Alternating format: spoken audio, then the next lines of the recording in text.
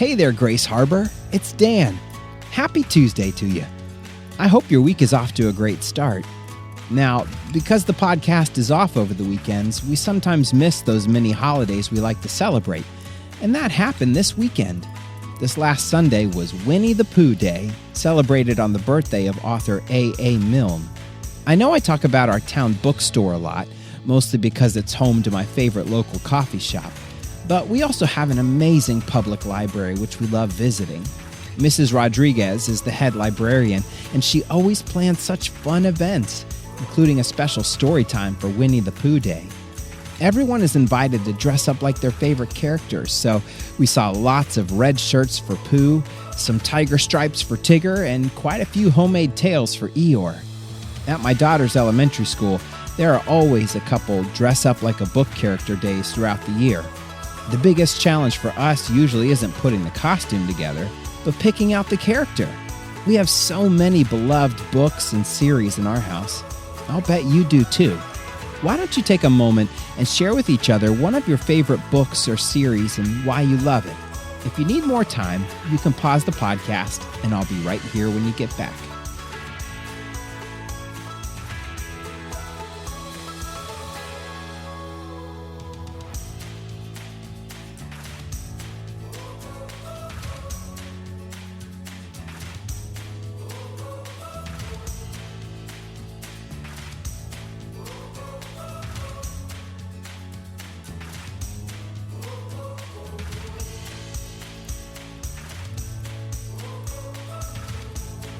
Right now, my 2-year-old son is really into Thomas the Train, so we've been reading lots of his favorite Thomas books over and over again.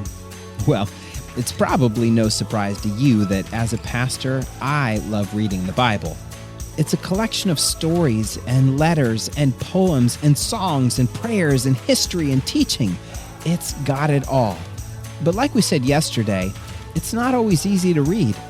In fact, it's not meant to be easy to read. It's meant to teach us and encourage us, yes, but also encourage us to think about it and reread it and think about it some more. One thing I've found helpful is reading it with other people so we can all share our thoughts and questions together.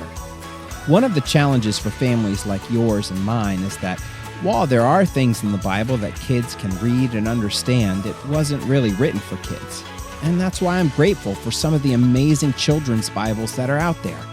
A good children's Bible presents the stories in a way we can all understand, but doesn't oversimplify the stories or the message.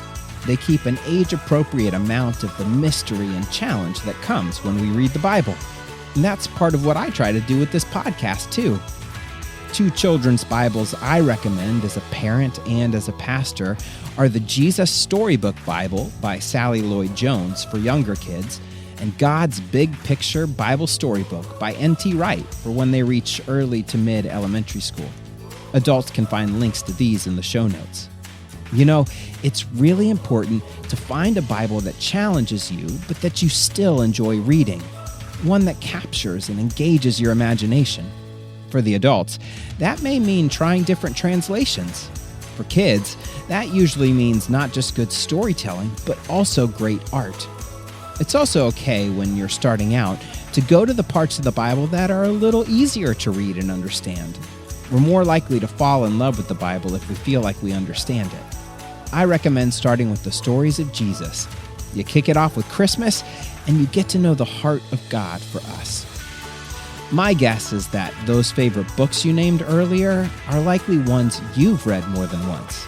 You come back to them because you love them, but have you ever discovered something while rereading it that you didn't notice the first time? Maybe you find you have a new favorite part. This happens when we read the Bible too. No matter how many times we read it, there's always more to discover. And as we talked about last week, God can also speak to us about what's going on in our lives today through these stories from so long ago. This sounds like something you could try tonight. Remember that I'm traveling, so we only have one episode each day this week and next week. But tonight, you could pick out a simple Bible story and ask the question, what might this very old story have to teach us about our lives today? One story you could read is when some people brought their children to see Jesus, and at first, his disciples tried to stop them, probably thinking Jesus was too busy to spend time with the kids. But then, Jesus surprises his disciples by telling them that children are incredibly important. You can find that story in Matthew chapter 19, verses 13 through 15. If you don't have a print copy of the Bible, your adult can download a Bible app for their phone or tablet, or head to BibleGateway.com. Okay, let's close in prayer. If you want to, you can close your eyes and fold your hands. Dear God, we thank you for this day and for the Bible. There is so much in there. Fun stuff, sad stuff, parts that are encouraging, and parts that are confusing. Help us to remember that all of it is a gift from you, and that we have our whole lives to keep coming back to see what else you want to say to us as we learn and grow. Amen. Okay, Grace Harbor, have a great Tuesday, and I'll talk to you tomorrow.